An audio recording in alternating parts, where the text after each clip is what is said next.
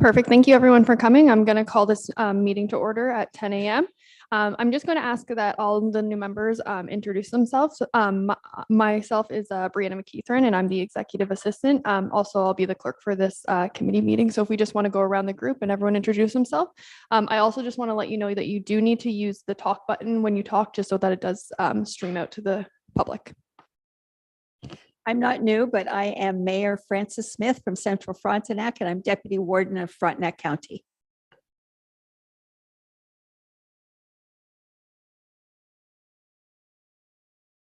Phil Leonard, Planning Advisory Committee member. Jim McIntosh, Planning Advisory Committee member as well. I'm a retired engineer. Judy Greenwood Spears, Mayor of Frontenac Islands and member.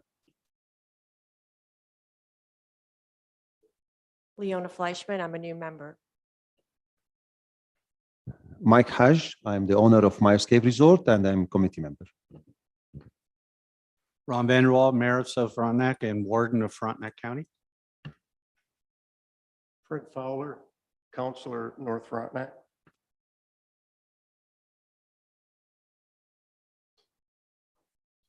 Sorry, and I'm Jeanette Amini. I'm the Manager of Legislative Services and Clerk at the County of Frontenac, and I'm just here to provide a presentation today. Thank you for everyone for coming. So the first order of business is going to be the election of officers. So I'm just going to ask for a motion that to elect someone to be chair. To nominate Frances Smith.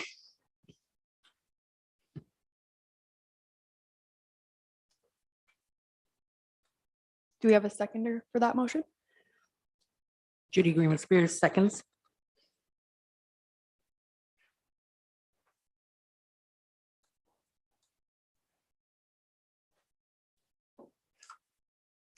Is there any other nominations for chair? I would just like someone to close those nominations.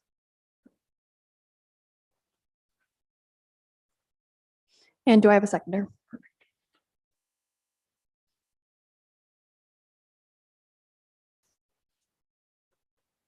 And Fran, do you accept that nomination? Yes. And then for the second order of business, we're just going to do the election of vice chair. I nominate Fred Fowler. And do we have a seconder? Mike Cage. And do we have any other nominations for that? And can I have a motion to close those? And a seconder. Ron?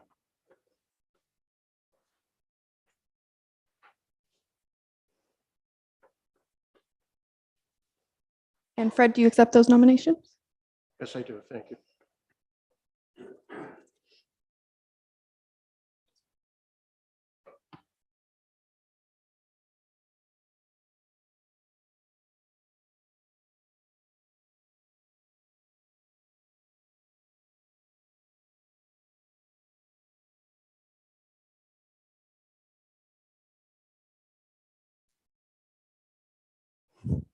Thank you so much. And then we'll have Fran move into chair.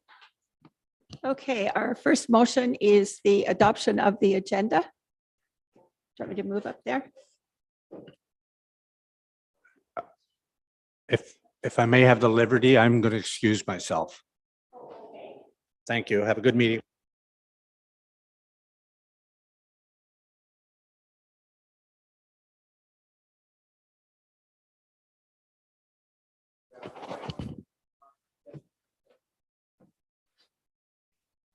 Okay, do we have a mover and a seconder for the motion to adopt the agenda?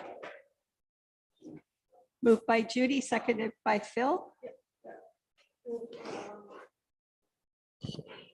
It's just be our guest, all one word. Be our guest. Yeah, be our guest. Our. Be our, yes, guest, all one word.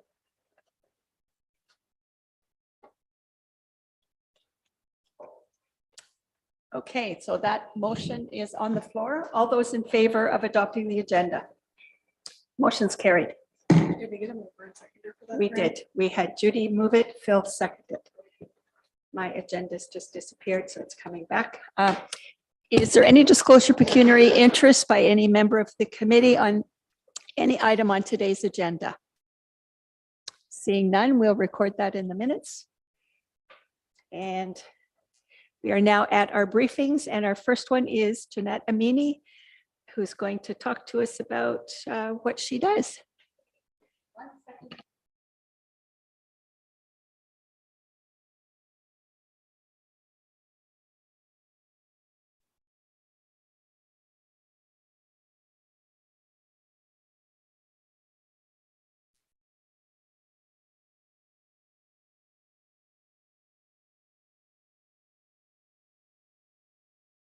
I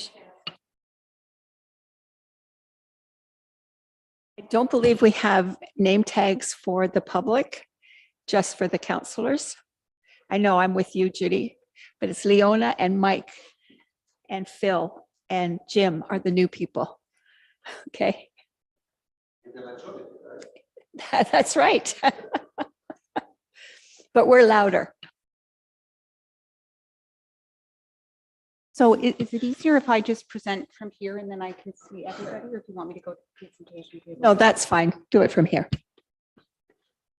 So thank you, everyone. And this is really just a little bit of an overview of what it means to sit on one of our advisory committees. So what I'm going to basically take the committee through today is our County of Frontenac procedural bylaw, meeting management and how that works, and in the clerk's office.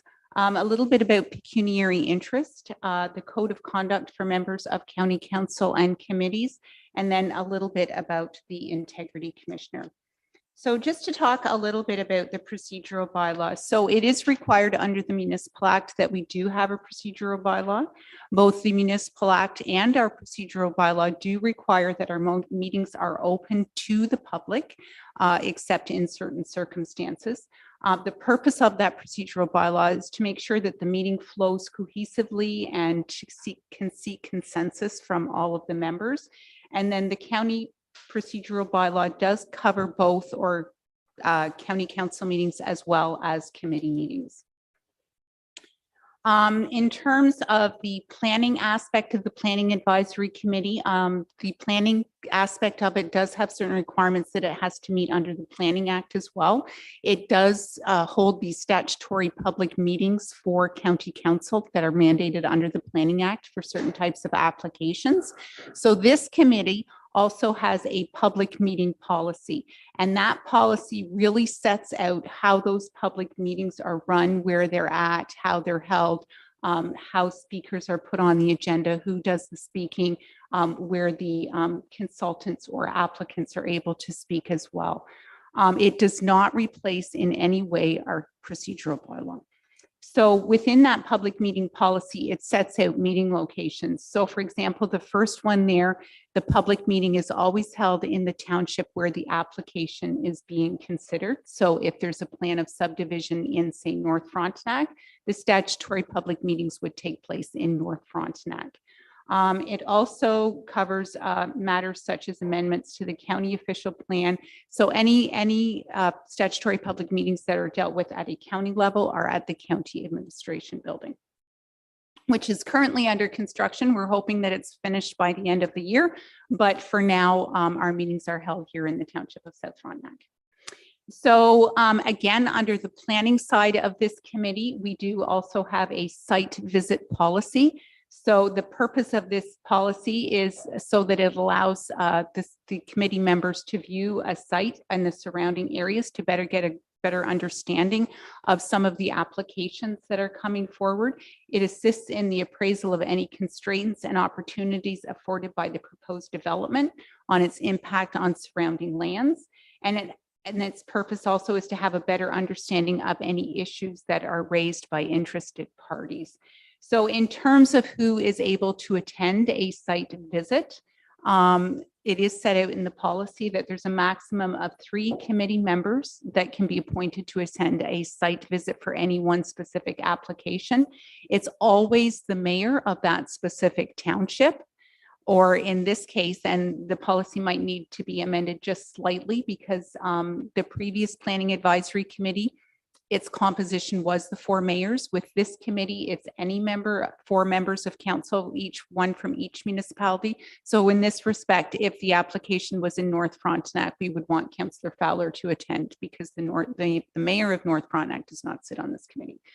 And then as well, there's 2 individuals so that they would be appointed. So only those who are appointed are able to attend the site. Any individual member of this committee cannot just attend a site without the permission of the landowner, and it does have to go through our Director of Planning and Economic Development, which is Joe Galvan. So just a little bit about the committee mandate. So advisory committees are created by council. They can only do what council has authorized them to do. And although they make recommendations, those recommendations are made to council. So you cannot act on any of the recommendations until they receive full ratification by council. So just a bit of a wordy couple of next slides here, but this is the mandate that is in our procedural bylaw that is set out for the Planning and Economic Development Advisory Committee. So the first one there is that you're responsible directly to council for those items emanating from the Planning and Economic Development Department. Subsequent to the approval of the budget, you are to consider budget proposals and business plans of the Planning and Economic Development Department as well, but only as they pertain to this committee's mandate. And I'll speak a little bit about that later. And then you also receive reports from staff on items within the committee's mandate. Next there, you receive public delegations on matters affecting general land use planning and economic development.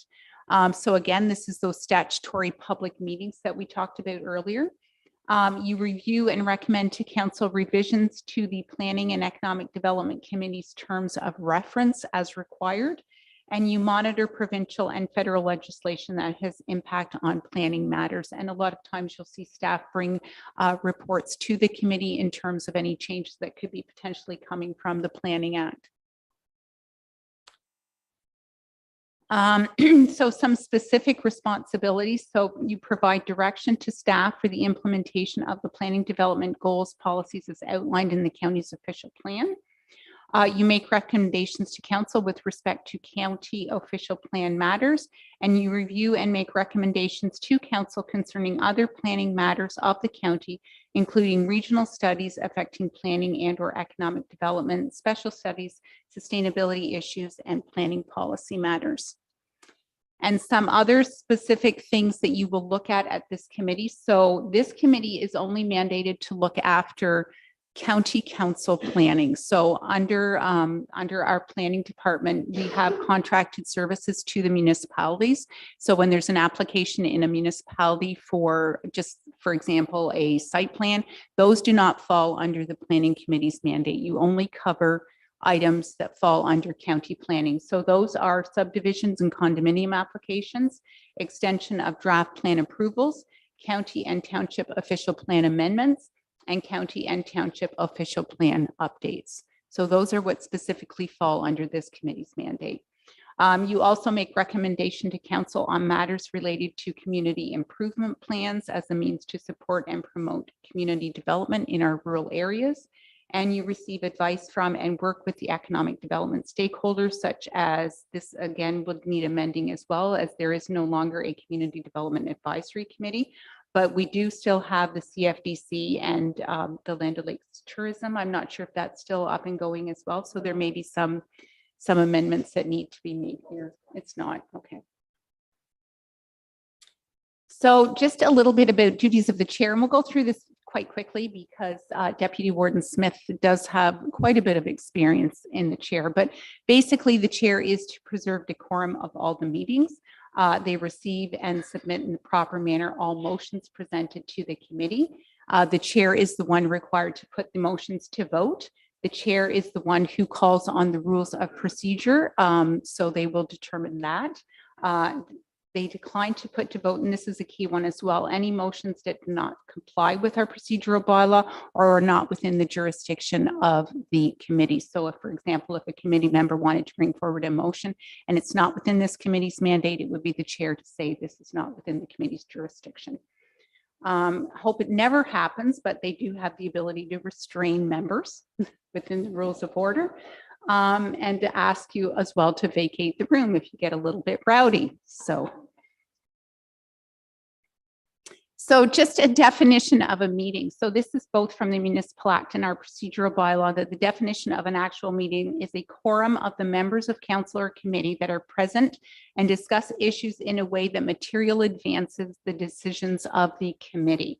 So for this committee, you are a committee of 8, so your quorum is 5. So we do require a quorum of 5 to have a committee meeting.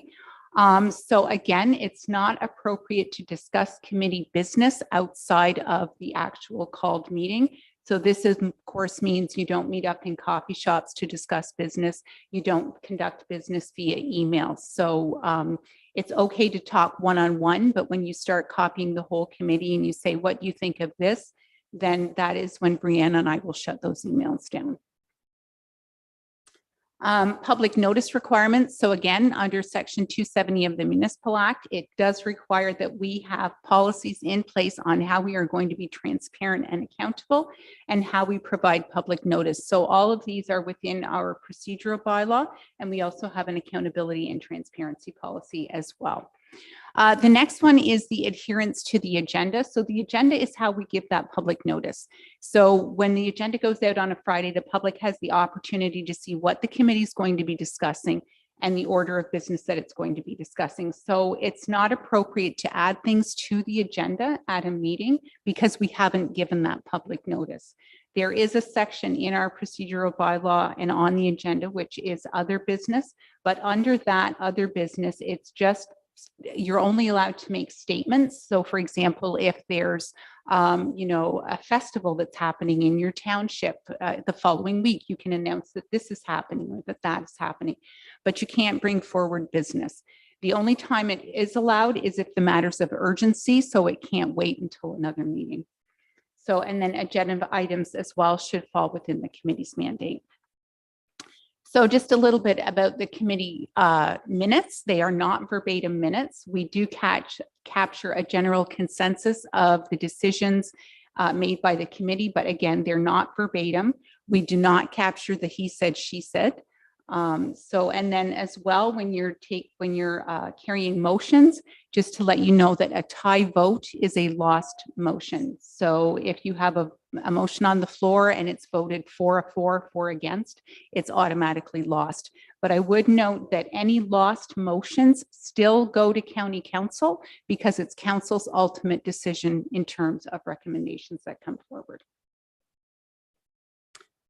So next one is the declaration of pecuniary interest, and this is quite a wordy one, but this is pulled directly from the Act.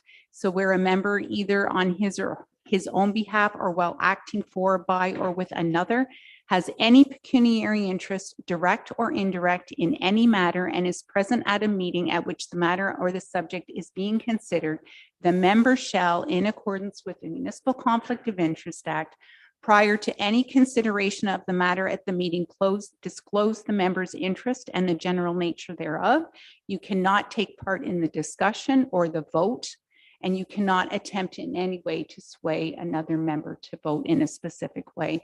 I would also note that there were some changes under the Municipal Act in terms of declarations of pecuniary interest. So it's not just okay now to declare it, you actually have to provide it in writing to the clerk, and those declarations of pecuniary interest are kept. We do keep a log of those at the county, and they are open for public viewing. So just a little bit of a continuation here. So an indirect pecuniary interest is a member has an indirect pecuniary interest in any matter in which the council or board, as the case may be, is concerned if the member or his or her nominee is a shareholder or a director or senior officer of a corporation, or has a controlling interest in that corporation, or is a member of a body that has a pecuniary interest or matter thereof. So the first one, indirect, is it may not be you that has a benefit, but where you work has a benefit. And then the next one is a member is a partner or a person or is an employment of a person or body that has a pecuniary interest. So that is again your workplace. Interest of certain persons deemed for that member. So a pecuniary interest is either for yourself, a parent, or a spouse or a child. So if it's an aunt or uncle, it's not necessarily considered a pecuniary interest. It may be a conflict of interest and you may wish to declare that, but under the Act, it's parent, spouse, or child. So what is a pecuniary interest? It is money. Plain and simple. So the next piece here is the Code of Conduct for members of council and committee. So it was adopted by County Council in 2019. It covers both council and committee members. And all of you are bound by that Code of Conduct, and it requires that you acknowledge that you have read it, accepted, and understood it. So that's why it was attached to the agenda today. In terms of committee members and how it applies to committee members, so all members, it applies to all members of council and committee. The purpose is to establish general standards to ensure that members share a common basis for acceptable conduct, and you're expected to comply with that. It sets a high standard of conduct for our members, and it provides good governance and a high level of public confidence in the administration of the county. And then it ensures that each operate from a foundation of integrity, transparency, justice, truth, honesty, and courtesy. So under that Code of Conduct, there is a section 7. It talks about gifts and benefits. So any gift to a member risks the appearance of improper influence in the public domain. Gifts may be improperly induce influence or create an incentive for a member to make a decision on the basis of the relationship with the person who gave you that gift. Section 7.2 outlines when a member is entitled to accept a gift or benefit other than the following circumstances. So if you do accept a gift, you must disclose it to the clerk's office. So Brianna is the clerk for this committee. That disclosure, there was an appendix in that Code of Conduct that we did provide to you. So there is a disclosure there for gifts. So for example, I believe it's $25 is the maximum of what a gift can be worth under the Code of Conduct. So, and then the last one is the Integrity Commissioner. So we do have an Integrity Commissioner. We are required to have one under the Municipal Act. Our Integrity Commissioner is the firm of Aird Barrellis currently, and John Mascaron is our Integrity Commissioner.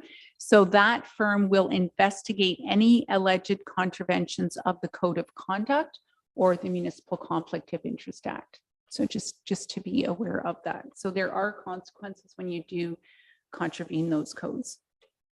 And I believe that was it for me, but were there any questions? I'm happy to answer any questions that the committee may have. A lot of information in a short time. And if you don't have questions today and something comes up, send Jeanette an email and she'll get back to you as quickly as possible. No questions or comments on all of that information? All right, now we are going to hear from Joe Gallivan, our Director of Planning and Economic Development.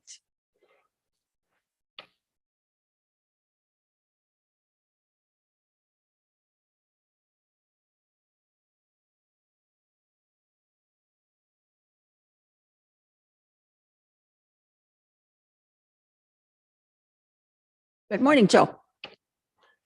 Good morning, Mayor, and good morning to everybody, especially to the citizens on this committee. I want to thank you for volunteering, and we as your staff, we're not decision makers. You're going to make recommendations to County Council, a number of things, but we give you advice, and our primary role is to help the public interest of the community, both on the planning and economic development side. That's our focus, public interest. How do we help the community improve itself? So I just want to let you know that. I also want to let you know that you may hear some acronyms, especially when planners talk. Sometimes we use buzzwords. Please stop us right away. Don't hesitate to say, what are you talking about? Because it can get complicated sometimes. And some of the files you'll be dealing with are complex.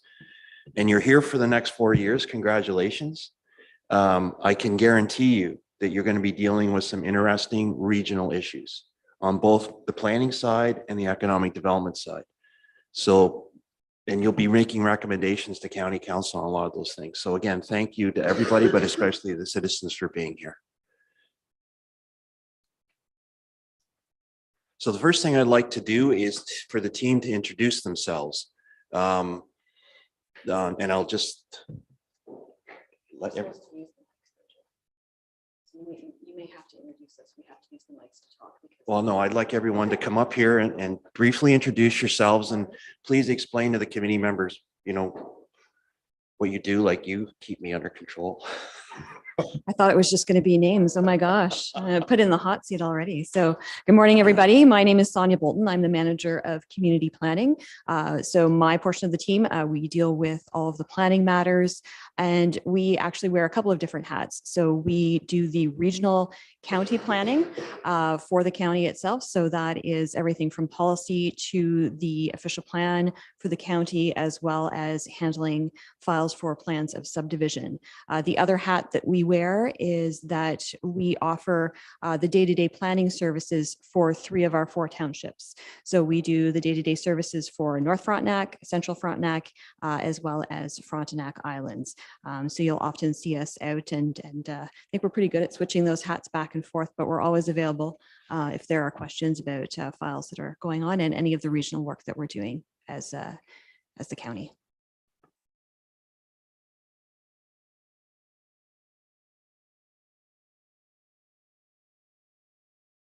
Richard now has a microphone.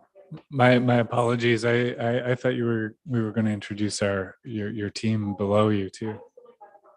Oh yeah, okay. So you were going left to right. I was going up and down.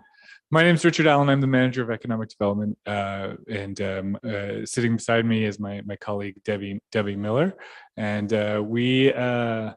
economic development is one of those magical realms where almost anything fits if you want it to. So you might see a number of reports stemming from tourism and branding to trail development policy to rural transit. And so those are all things that sort of touch on our department in some way, shape, or form. And we'll be bringing our advice to the committee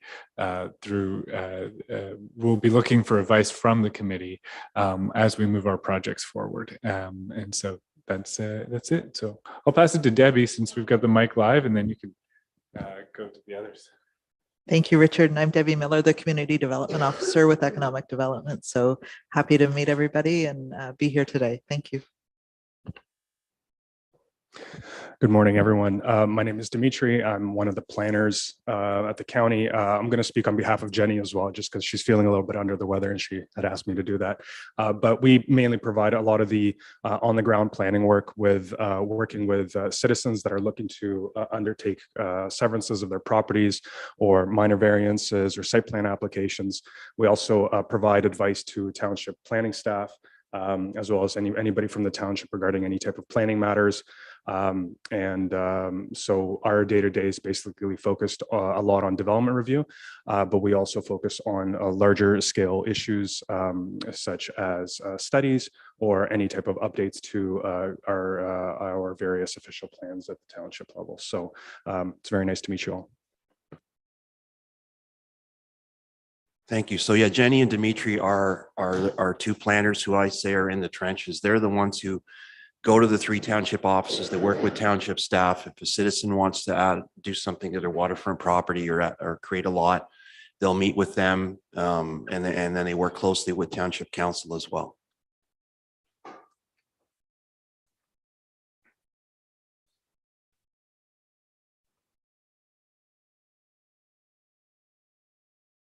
It's not working for me, sorry.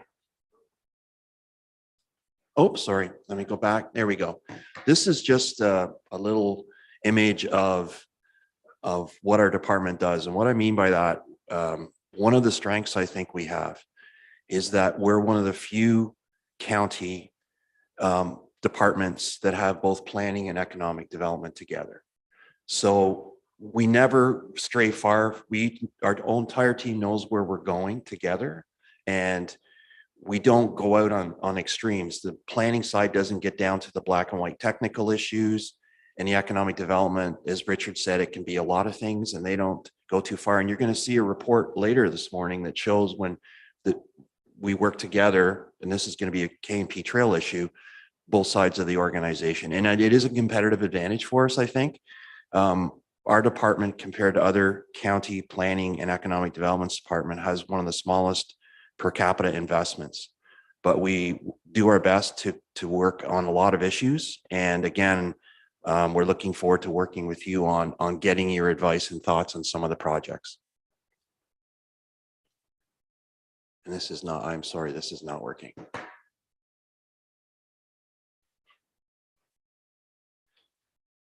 So again, this is a conversation. If you want to interrupt myself me or the other staff at any time, please do that.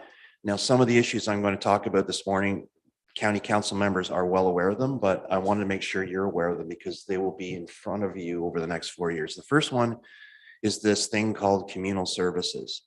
And Frontenac has been working on this for at least 5 years. And the main reason we've been pushing on this is because the county official plan has a statement that is a bit of a warning that says, and official plans have a 25-year vision. So it says the sustainability of our villages and hamlets are going to be challenged because we do not have municipal water and sewer services. The village you're sitting in today, Sydenham, has a municipal water service. That's because the Ministry of Environment put an order on water quality in the village about 20 years ago, and they were required to do that. But the cost of putting those pipes in the ground and building those plants are unaffordable to our 4 townships. It's never going to happen. So there's 2 options moving forward in the next 25 years or 50 years. We continue to build primarily on individual well and septics, or we look at this technology called communal servicing. It's also called decentralized servicing. So instead of each lot having its own septic and well, there is technology that's far advanced, and a lot of it's been created in Ontario, that allows you to create one water source and one treatment plant for a group of homes or businesses. So you don't have to build big pipes, you don't have to build big treatment plants, you can focus on the scale of development. And we're looking at this from a regional perspective. So there's the Engage Frontenac website. If you haven't been on it, I highly recommend it. There's 2 studies we've done in the last 5 years. When I say we, it's county council and some committees. Mr. McIntosh was involved in 2 of the committees on this project. So we've proven that the perceived obstacles of putting and using these services are just that. It's perception, it's not reality. And they ultimately result in good community building. And the second piece we've looked at is if we're going to look at establishing a program where we want to be able to tell builders, you can come anywhere in Frontenac. It doesn't matter if you want to build on the waterfront, if you want to build in a community, you want to do something creative in a beautiful rural parcel of land. You can build on communal services because we've figured it out, and we've taken some of the major obstacles out of the way. I'm just going to keep it at that level of conversation today. I can tell you that I just came back from Huntsville. I was in Huntsville the last 3 days, attending a conference by an organization called the Ontario On-Site Wastewater Association, or UWA as they call themselves. And it was at the Deerhurst Resort. There was over 400 attendees, and I'm the only planner there. The rest of them are engineers and septic installers and builders. But it's my 4th time there, and it was the first time I haven't done a presentation of what we're doing. And the word is out that we've figured out how to do this, that we are being innovative. And our warden, who's not here today, also representing South Frontenac, has had delegations with the Minister of Municipal Affairs and the Minister of the Environment in the last year to say, here's where we're going. And I'm going to show you a couple of projects in a moment. We have figured this out, and we know it's the best way to build community and provide variety of housing types, not just estate residential, but potentially seniors housing, small scale development. And the example I have on the screen here is a property. If you're driving into Inverary, if you're coming out of Kingston and you're driving into Inverary, this is on the left-hand side, just as you come into the village. The image on the left, there's a subdivision being built right now. It was approved about 7 years ago. And it's got approved for 16 estate residential lots. And that's the standard plans of subdivision we've been dealing with in Frontenac because we don't have any other form of servicing. The engineers and planners who we retained to do this project, we said, can you take that piece of land and show what could potentially happen if we were developing on communal water and communal well system, communal water and communal septic system. So they just gave it an example, but instead of 16 units, the state residential, you've got over 40 single dwellings. You've got a small group of townhouses. In other words, potentially more affordable housing. Down on the bottom left of the map, you've got a senior's apartment.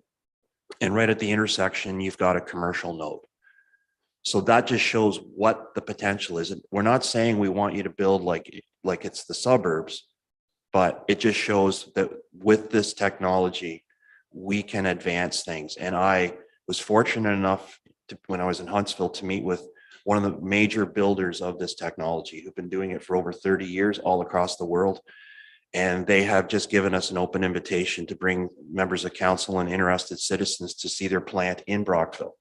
It's right in Brockville. And we can talk to you about that later, but that will help prove that this is not something new. They've actually, one of the gentlemen told me that part of their technology was taken by NASA to use for treatment on the space station. So this is a well thought out system that we're looking at putting in. Sorry, yes, Councilor Mayor Spears. Thank you, through Chair. I've always been trying to find out exactly closer figures for what the costs are around this. And also when you're looking at a water table rather than direct access to the lake or river, and that for impact, and that especially when you have the higher density. So I'd love to go to Brockville. I'd like to see what's going on as well as some of the other communities, especially if there's any that are inland, because at some point the development might want to be inland instead of just on the water. And at this point in time, I got a lot of questions, but making sure that it's affordable even in the long run, even if it's taken up and started by the developers, I want to make sure that the new people aren't getting hit with a $200 or $300 or $400 a month bill for water and sewer services. So I'm very curious. Thanks. Thank you. And the other part of the equation I forgot to mention is that another company that manages these systems throughout Ontario, most of them are the Newterra, but they're managing. And they're the company that provided me, when we did the governance model, the average utility, water and sewer utility cost, which I believe was 150, Kelly, was it 150 to $200 for your monthly water bill? They have also water and sewer. So they have invited us to visit one of the plants they manage in the community of Carp, which is within the designation of the, and it's, I'm not sure what the water source is, but there are many of these systems on wells, not just lakes or rivers, to your point, but they're happy to do that. And they're happy to provide some data on that. So I'm hoping that you'll have better information as we move ahead this year. Yes. Question. Thank you, Joe. Has this been approved by all townships in the county, or is it specific to certain townships? Good question. Thank you. So when I mentioned the governance, the final recommendation that was endorsed by County Council was, let's set up a utility, just like Utilities Kingston in Kingston. The utility would be created under something called a Municipal Service Corporation under the Provincial Municipal Act. It would be arm's length from County Council, but the shareholders would be the County of Frontenac and the 4 townships. And so each township would have to invest some money up front. And I believe the initial investment overall is just under $500,000. And the amount of investment the county would contribute, I believe, 25%, and the rest of it would come from the townships. And it would be based on their assessment on the date of incorporation. So South Frontenac Township will be the biggest investor because they have the most assessment. And to your question, 3 of the 4 townships have voted to join the corporation. We're still waiting for North. Maybe Fred wants to say something on that. We hope that they look at doing this, because if they're in, then we can say that all of Frontenac is in. So. Yeah, in North Frontenac, we have a newer council, and I think we have a little different opinion about this municipal service corporation. And we'll just see what happens when it comes up. I think it'll be okay. And I had one other question, if you don't mind.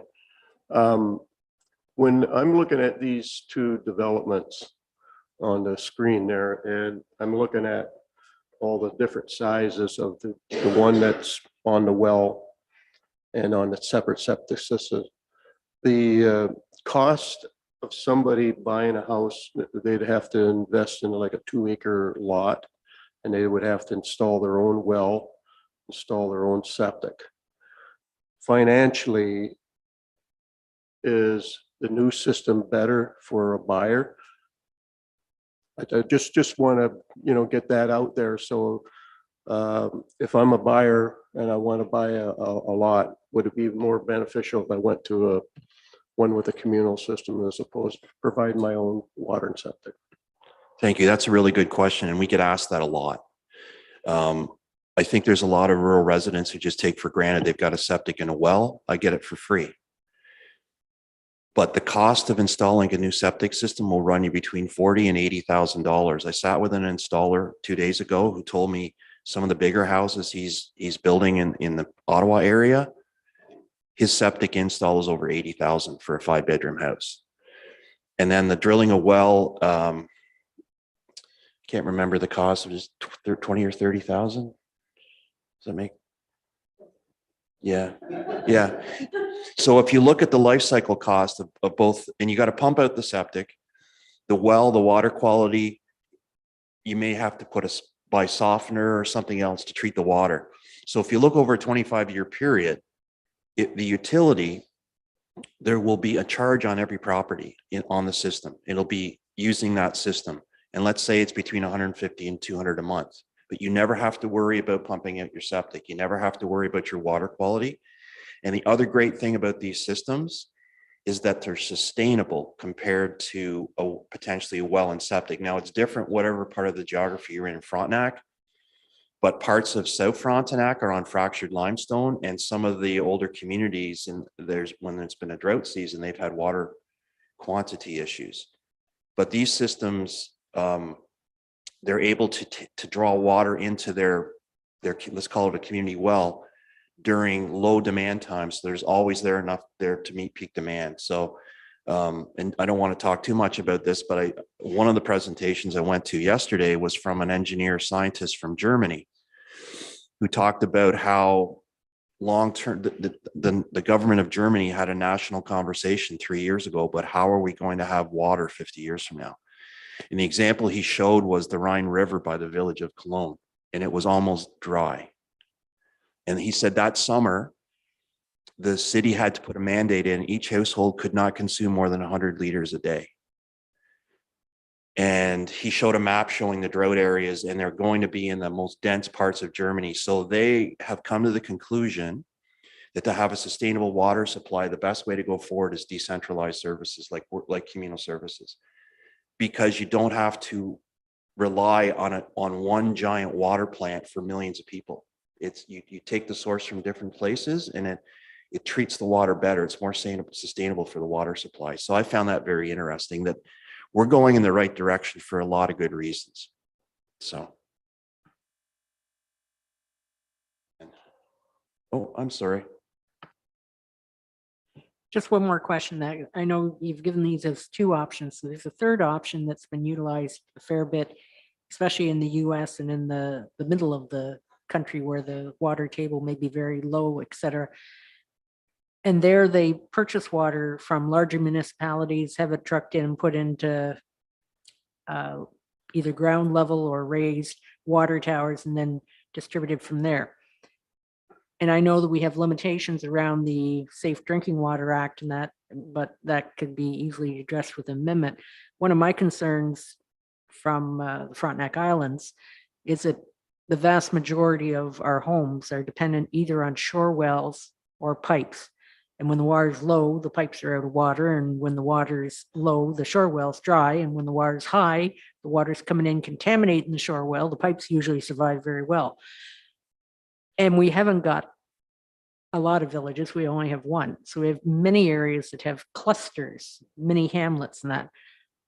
So I wonder if that could be considered a third option, and that there be potentially an amendment that would allow us to purchase municipal water and that and store it in our own reservoir for anyone that needs to have it. And it may not be utilized except for even potentially firefighting if needed and that, but usually we can get around that with pumps and stuff. But I'm concerned about the overflow into the shore wells, contaminating people drinking poor water. And this past fall, we had massive amount of people running out of water because of the low water and their pipes completely out. So I think maybe a third option might be needed. Thank you for that. So I'm not an engineer. I'm not aware of that treatment option. I am aware that there's parts of outside of Scottsdale, Arizona that have been relying on municipal water from Scottsdale and now been cut off because of the drought they're experiencing there. And I think that's why I'm glad that you're interested in going on this tour, and maybe it'll give you a better idea, because a couple of the engineers I've met at this conference have said that the easiest project we could do would be Marysville. And I'm not going to answer, I'm not going to explain, they'll have to explain that to you. But the water source is already there, Lake Ontario. And I'm not going to be a salesman for them, but I hope you can ask those questions to them when we meet with them.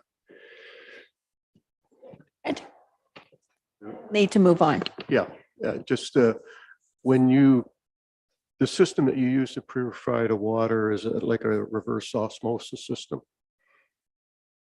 Or is it something different? Again, I'm not an engineer. I do recall, and I'll show you Charbot Lake for a minute. If you go to the YouTube video, the engineer who was part of the consulting team for that explains exactly how the water would be treated in Charbot Lake, and would be treated in a system that would fit in something the size of a small garage. And one of the questions that was asked at that session was, what if council decides they don't just want to service the property I'll show you in a minute, but they want to service the community hall and the churches or whatever? And the answer was that can be done, because these systems, the other advantage that they have is they can easily be scaled. They're essentially like Lego blocks. Once you have a system design, if you've thought a little bit about it, you can add pieces to it later. So I can't really answer your question, but we'll get that. We'll as we advance further, the utility will get those answers. So thank you. I think it's probably is something similar to technology. So thank you, Mayor. I just want to highlight a couple of projects that are happening right now. One of them is the Verona Housing Master Plan that is looking at providing potentially seniors housing and affordable housing in Verona. And they're looking at using communal services. I would be remiss in not introducing the planning director for South Frontenac. I don't want to put you on the spot, Brad. Brad Wright's here. And Brad, you're holding a public meeting in April? In Verona? Okay. So the engineers who are working on that project will be there. And if you have any interest, you may want to attend. And then there's the Marysville project, which Mayor Greenwood Spears already mentioned. So for about 3 years, our team worked with consultants and Township Council on expanding the village boundaries of Marysville. And that's the darker shaded color to the south of the village. That area could accommodate potentially up to 300 people over the next 25 to 30 years. And the policies say that it should be built out on communal services. The secondary plan also said that should the Township Council want, they can have the conversation with the rest of the village over time to say, do you want to hook into the system? Which is something that could be done. And if we get a closer idea of what these utility costs are, it may be a conversation that Township Council may want to have. And then the Charbot Lake project. So the area highlighted on the village is the former Charbot Lake Public School site. It was demolished, excuse me, about 6 years ago. And it was purchased by Township Council.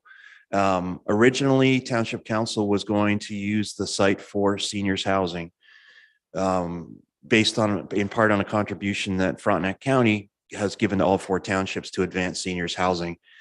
The preliminary review, they were going to use the existing well and septic on the site, which would have allowed for up to 8 units. Working with township staff and the mayor, we asked them to pause to think about what could happen if we developed it using communal services. Oops. And if you look at that website, you'll see the images.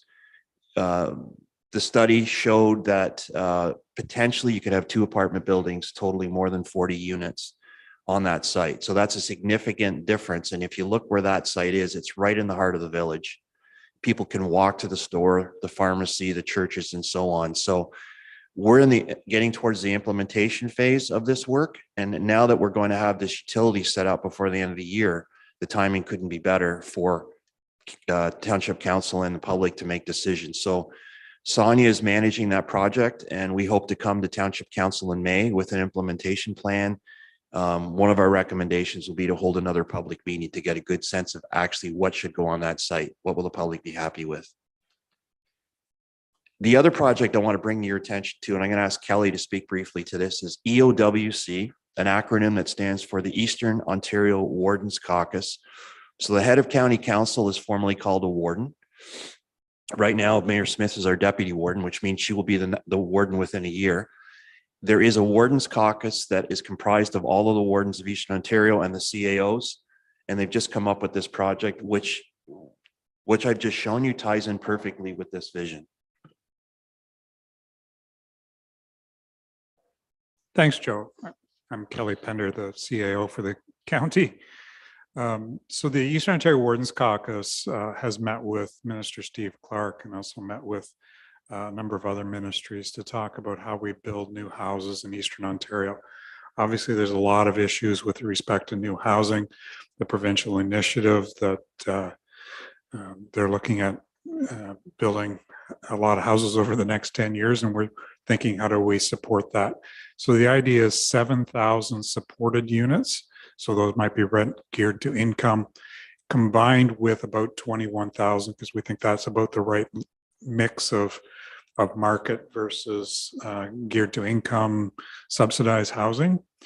So that project is rolling out. We met yesterday in Napanee to review the report, preliminary report, and some of the risk analysis conducted by our consultants that have been hired to look at it. The 2 projects that Joe just talked about in Verona and Charbot Lake, we have put forward as potential sites for inclusion in the 7 and 7 project. We hope to be meeting with Minister Clark in August at the AMO meeting to provide a business case for why this makes sense for Eastern Ontario. The good news is that there is no other regional plan in Ontario. And in fact, our consultants yesterday, the only other regional project they could find was in Saskatchewan, but that's just the nature of the very large municipal structures in Saskatchewan. So we are virtually the only game in town. It's also based upon the learning from the Eastern Ontario Regional Network, which council will have a meeting on April the 12th with EORN to look at the cellular project that they're currently working on to provide improved cellular coverage for Eastern Ontario, and their original project, which was broadband, which brought the basic infrastructure across the entire region. So we're saying to the province that we not only have the desire to build more housing for our residents, but we have the capability to deliver that project. Per door, we're looking at about $300,000 to $400,000 all in. That's servicing and roads and related infrastructure. depending on the site. So do the math in terms of 7,000 homes times 400,000. And this is a pretty significant project for Eastern Ontario.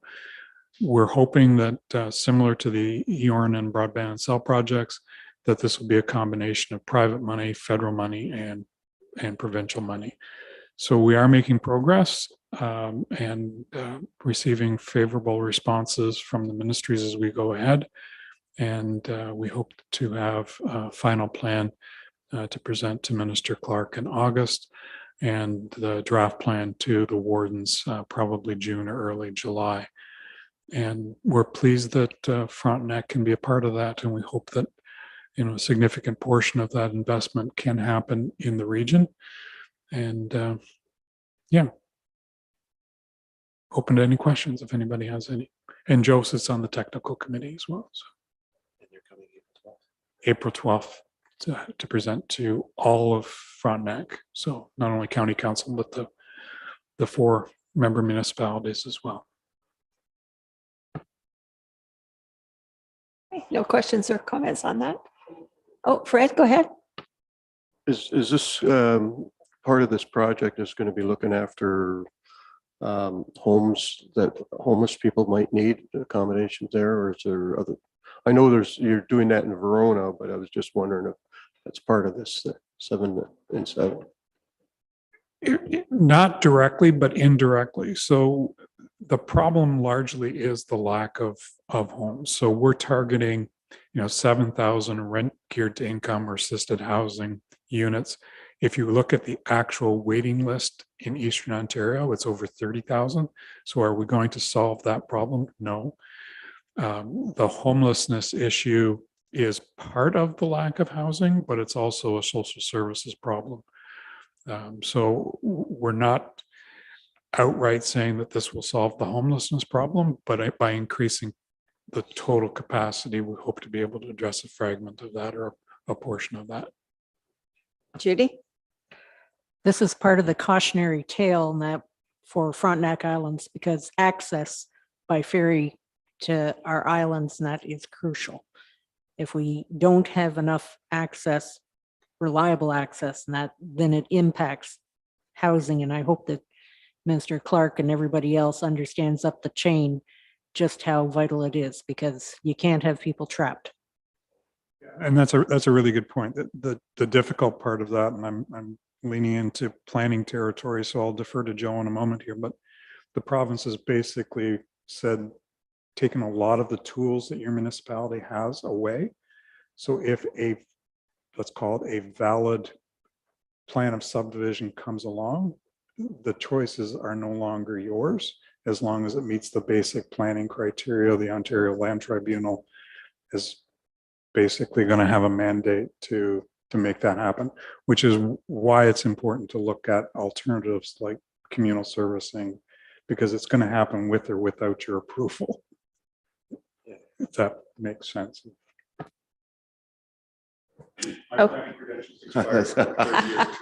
Okay, Joe, do you want to continue on? Yeah, just quickly to Kelly's point. So you may remember Mayor Dimitri did a presentation to your council in the summer and said a lot of appeals rights now are going to be gone because the province has made it very clear, and I'm sure you've read in the papers, they want to build a lot of housing and they don't want any obstacles. So they've taken some of the appeal rights away. Thanks, Joe. Thank you.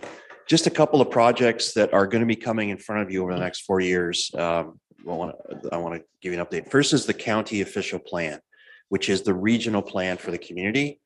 If you haven't had a chance to look at it, you can search it up online. It's not a thick, long document. It's not full of jargon, but it's about collaboration and regional collaboration, and also recognizing that the watersheds in our region are crucial to the long-term viability of the community. It was approved in 2016. We'll be looking at an update, probably not a major update, but we'll be holding public meetings. But before it goes to county council for any approval, it'll be in front of you first for conversation and discussion and possible changes. So South Frontenac is currently working on their new official plan. They have the oldest official plan in the county right now. I think it was 2000 and So amalgamation happened in 1998, and I think it was finally approved by the ministry in 2003, 2002. So it's a significant update. And Brad is leading that exercise, and Sonia is reviewing the plan with the township. So their goal is to adopt this fall. So any adoption of a new official plan of the 4 townships or any adoption of an amendment will come to you before it goes to county council. You will be making recommendations to county council, including on this significant issue. Natural heritage study. So that's essentially a review of the entire environment across the region, looking at it holistically. And that study was done over 10 years ago, and it formed one of the key bases of putting the county official plan together. But we're looking at a major update, which will again happen during your term on this committee. It's a significant change in the view of how we protect the environment. It's going to have a 100-year lens and looking at it from a bigger picture, and not necessarily following the very tight rules that the Ministry of Natural Resources says that you must protect this particular wetland or this. It'll be looking at it more collectively about what we need to look at protecting. We do population projections for the county by township. We update it when the new census comes out. We will be updating them again during your term, and we'll have that presentation come to you. And now, oh, I'm sorry, yes. Judy? I noticed when I went through that particular study and that the update was done in 2020, but COVID has happened since then. I don't think we're doing ourselves any favor just waiting on the census stats. I think that if we can do a more up-to-date, because there has been a migration, an exodus, whatever, and it's happening towards us. And when I was looking at the figures, even in the updated 2020 version, I couldn't reconcile them for Frontenac Islands in different areas. So I really think we should probably not wait to 2025, 26 to have that updated again, because it's really an important consideration. That's a good point. Thank you. I'll rethink that, because we have to wait for we try to use the most recent census data because economists do this work for us. It's based on science, but just to your point, that the projections for Wolf Island, they did a special projection using the new ferry capacity. And then you're worried about it's growing faster. So we'll revisit and see when we can start this. So thank you. And now I'm going to turn it over to Sonia and I'll step away. Thank you.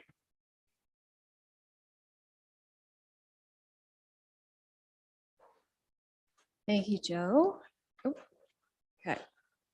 So one of the tools that we are going to start working on this year that you will be part of is specifically, we're gearing it right now to start towards development on waterfront properties in all the townships. And it's called a Community Planning Permit System, or CPPS. And it is a special tool under the Planning Act that essentially combines, as you see on the slide here, 3 different tools from the Planning Act. So zoning bylaw amendments and minor variances, as well as site plan control, and also adds in a couple of tools from the Municipal Act, such as site alteration and tree bylaw for tree removal, and basically puts it into one permitting system. Each township council will be able to develop criteria that will be related to the scale of development and the degree of change on a property. And the idea is that smaller scale projects with less impact could potentially be permits that are handled at the staff level. So not only because you're combining in site alteration and tree removal, is this a better tool for shoreline protection and the protection of our lakes, but it's also something that can help streamline our development approval process, both for the applicants as well as for staff. So one example where this has been used very successfully is the Lake of Bays Township in the Muskokas. So their CPPS is looked to as a best practice. In fact, they are in the process of updating it, and they've decided to expand it to cover their entire municipality. The CPPS tool was something that was suggested to the county as part of a service review that was done recently, as well as by a group of Queen's University students in 2019, did some research for the county on best management practices for shoreline protection. And this was one of the tools that was recommended. So we as the county are intending to manage the project. And what we are in the process of doing is we have asked for an investment of an upset limit of $25,000 from each of the 4 townships. And we would use that money to hire a consultant that would undertake all of the background research and prepare a template bylaw for a new community planning permit system. And then that template would then be used and individualized by each of the townships for your specific municipalities. So to date, through the budget process, we've got confirmation that North, Central, and South have all committed those funds through their 2023 budgets. And we're just still waiting to hear from our friends on Frontenac Islands who are still working through their budget process right now. As I noted in our introduction, one of the things that our team does is not only the regional planning, but we handle the day-to-day planning services for 3 of our 4 townships. And so CPPS is a great tool, and it's something that we've decided to move ahead with sooner rather than later, not only because of the restrictions that are being placed on municipalities by the province in terms of various planning tools. CPPS is one tool they have not touched because it is a very efficient tool and they recognize this. But it also offers us some efficiencies in terms of our planning services. So the graph here illustrates the number of county planning hours that we have spent with the 3 townships that we have the service agreement, so North, Central, and the Islands since 2016. And you can see a significant increase, particularly from 2020 through to now with the pandemic. So one of our key goals as a county is that our team, we have a key performance indicator that we ideally would be spending 50% of our time on the regional planning projects. We have consistently been 10% or lower just because of the volume of development applications that we deal with at the township level. So we're also looking at various efficiencies, not only so that we can have more time for policy work, but also to help with the cost of our service agreement with our 3 townships. So I'm going to just. Judy has a question. Sorry. Or yes. comment. Do you anticipate a shrinking of the planning hours required given the new legislation that basically has helped you streamline to an online process for getting all the documents that together in one time rather than having to go back and forth, back and forth? Through you, Madam Chair. So it depends. I mean, right now, none of our townships have, like some municipalities, larger municipalities have gone to a fully online system where for data management in terms of applications, we are not at that process. We're not at that level. So I think what you're talking about is that there are some applications now where we have to be considerably more strict about what constitutes a complete application, because when we deem something complete, the clock starts. And if the township does not deal with the application within the timeframe set by the province, the township must refund the fees paid for that application. So we are hoping that there will be some more efficiencies. We've been to each of the townships within the last few months. All of the townships have passed updated policies to their official plans that deal with these changes. The next step, I've been waiting for some legal advice, which I've just gotten, is with respect to putting the finer details into pre-application bylaws. So we will be coming back out to each of the township councils to talk about your pre-application process and basically having a conversation. Well, part of it will be to say, this has to be the process for these applications because this is the situation we are in, but there are still some smaller applications where we can talk about the process. So yes, we're trying to move towards some efficiencies. It is difficult though, because a lot of the time when we're dealing with these development applications, we're working with people who they've never done this before. It's the one time they're ever only going to apply for a planning application, and they don't understand the process. So there still is going to be a lot of time to work with some applicants in order to get their projects moving forward.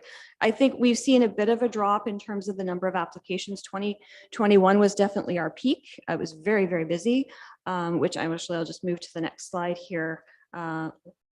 Okay, there we go. So this actually illustrates the number of applications for the 3 townships that we do the day-to-day work for since 2016. As you can see, the peak was in 2021 there at 174 applications. So we are looking at some additional efficiencies such as how we receive, accept, and deem complete applications. We are also going to be coming back out to the townships to have a conversation about delegated authority for undisputed consents. So this is a tool that is available to municipalities. South Frontenac has used it since the beginning of the pandemic with great success. And basically what it means is that there would be certain consent applications that, as long as they are not disputed by a member of the public or a member of the committee, they could be processed by a senior level member of the township staff. It would still have the same public notification process. We would still have to do our formal planning review and submit a report, but the report would not necessarily be as lengthy, and it would go to the township clerk, for instance, as opposed to a committee. If there are files that are disputed, that staff cannot resolve public concerns, those files would still go to the Committee of Adjustment. So there's an opportunity to kind of streamline the process for staff and for the applicant for some. Mike has a question as Yes. well. Yes. Does Bill 23, is this system compatible when it becomes implemented with the expansion of the residences that Ontario is going through? I think so. I mean, one of the things that the province has done is with Bill 109, they actually required all municipalities delegate the decision-making authority for site plan control to staff. So basically the legislation says councils can no longer make decisions on site plan. You must delegate that job to staff. So delegated authority for consents has been optional and it has been around for a while. Bill 23 didn't really speak to consents very much. I honestly, with the way things are going at the provincial level, I wouldn't be surprised if we get further direction that more applications that are of a minor nature have to be delegated to staff as opposed to waiting for formal committee meetings. So, yeah. The other thing that we're going to be looking at having conversations with our 3 townships is sort of the other side of the coin. There's the efficiencies of the services. The other is the revenue generation side. We know everybody has either just been or is going through their budget process, and things are always more expensive and there's just only so much money to go around. So South Frontenac Township is currently reviewing their planning fees. I think they have a meeting next week, their formal public meeting with respect to that. And the county planning team is actually doing the same for the other 3 townships. So in the next 4 to 6 weeks, we will be coming to North Central and the Islands to have a conversation as to the necessity of increasing your planning fees to help cover the services that are required, so that those services, as much as possible, are being covered by the person seeking the permission, because when they're not, it's your general tax levy that pays the remainder of the service. So more to come on that. Yes. Is that going to be a standardized fee that would be the same throughout the townships? So through you, Madam Chair, we have done a bunch of research and I have been working with the township staff. We've been sharing numbers, but ultimately each township can make their own decision ultimately as to what they want to charge. So we are recommending certain fees that we're kind of making the same recommendation to each of the townships. And then through discussions with senior staff at the township level and then with the councils, it really is up to you. I mean, usually when I come to you and I have a specific professional planning recommendation that I give you, it's really up to you what you want to charge, but we're working with your township staff to try and illustrate the cost of the service that's being requested and how much can be recovered through the fees. So ultimately it'll be up to the townships what you want to charge. But it was definitely most of I would say North Central and the Islands combined are all anywhere from 10 to 15 years since they've actually updated their fees. So it's well past due. I just need to say we have a lot on the agenda yet to go, and we need to move it along. Maybe we could hold our questions until the end, write some notes, and then ask them at that point. But we do need to move along. Absolutely. I will not belabor this slide because Joe did speak to the fact that you will be seeing recommendations and applications for draft plan of subdivision as well as condominium. So that is another service that our team provides, and you will be looking at some of those applications in the near future. With that, I will turn it over to Richard.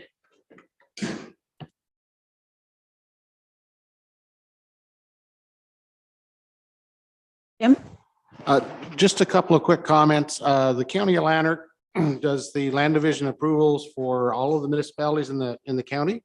And a year ago went to delegated authority. So Julie Stewart is a planner there, which might provide some information for some of the area municipalities that are doing that here, just let them know how it's working.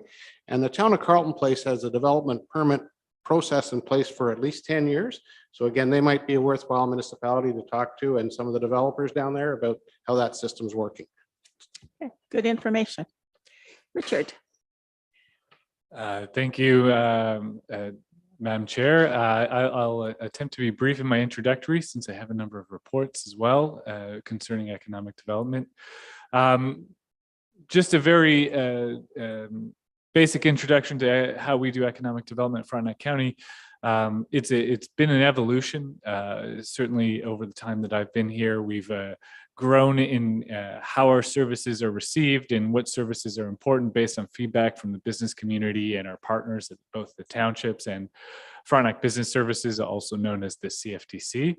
And so one of the guiding documents that sort of guides our business planning process is a service delivery review that we had done in November of 2020. And it was done by a consultant from Blackline. And one of the main recommendations was that as the townships have interest in delivering services to support businesses, and Frontenac Business Services does support businesses directly, that we should move away from direct individual business support and move towards investment attraction efforts as an economic development department. If we were to just maintain our existing resources. And so that's what we've done. And over that process, we've determined that we couldn't leave businesses that we had developed relationships with alone. So what we've been focused on is the development of the business community and the support and connections between businesses, and leaving the business coaching and the business advice, direct advice to the Frontenac Business Services and other organizations. And so that comes from this document. And so if you're looking for insight into why we approach our business support efforts, it sort of starts here with this document here as we go forward. We really divide our business planning efforts and annual efforts into about 5 kind of key elements, and they're kind of covered here. So I won't introduce too far, as we'll sort of touch on each of those elements in the presentation.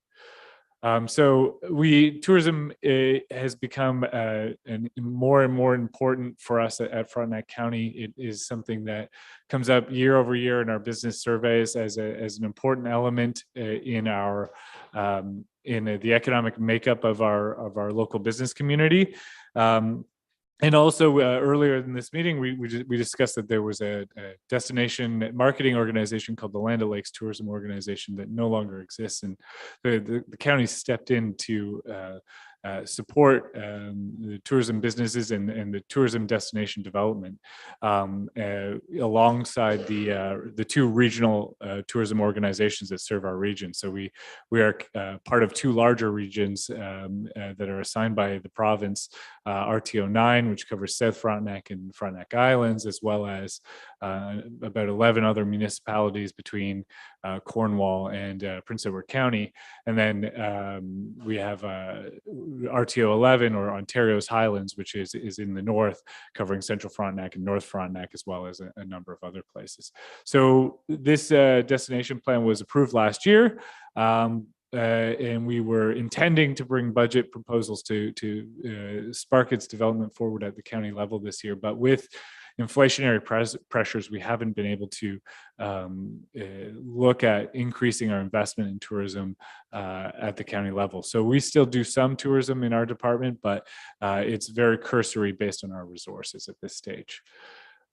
Speaking of tourism, we were able to find some grant money last year in order to move on one of the recommendations in the destination plan, which was that we needed to, we had a pretty strong brand, at least that the community had adopted, but it wasn't a known brand story in terms of what the what visitors might expect, or what people who don't know Frontenac might expect. And so how do we tell our story? And we have a whole report about that coming up later. So I'm just going to move on because we can discuss that during that report. Then we're looking at investment attraction. As we move into investment attraction, one of our key initiatives for that is to develop a community improvement plan that is accessible throughout the county. So not just in, so we have 5 existing community improvement plans. So they are incentive programs where the municipality can provide incentives to businesses to do facade improvement or make investments and to expand and provide support in terms of those expansion efforts. Those are mostly limited to our villages of Marysville, Verona, Harrowsmith, and Sharbot Lake. The 5th plan does cover the whole of North Frontenac. And what we're looking to do is create a plan where the county priorities are implemented throughout the entire county, not just in the villages, so that any business can access our incentives. And our incentives would be more focused on higher level, larger investments where we would encourage partnerships from our townships to continue to focus on facade improvement, that sort of grant. You had a question? I saw a hand. No, okay. So that you'll be getting briefed on that at a future meeting later this year as we bring the draft forward for consideration.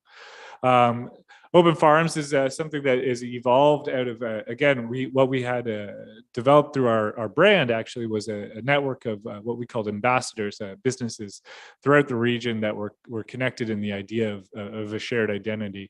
And one of the suggestions that came from the agricultural community was that we host an agricultural celebration event, Open Farms. Well, the interesting part about this Open Farms event is that we launched it in 2018, and we had about 6 farms, and a number of people came out to those farms, and it was wildly successful. And so in 2019, we expanded. We had about a dozen farms, and we had thousands of people come out to the farms, so much so that the farmers weren't sure they wanted to continue to participate. Luckily, the pandemic came along, so we did a video version in 2020, and then we did some sort of hybrid version with a larger farmers market style event in 2021. And then last year in 2022, we decided to try to ticket our events in order to limit exposure to the farmers and make that work. And there was a learning experience. Again, we have a report about that, so we'll speak more later in the meeting.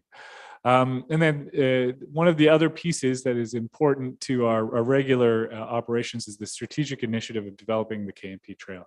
The vision for the KMP Trail set by County Council is to have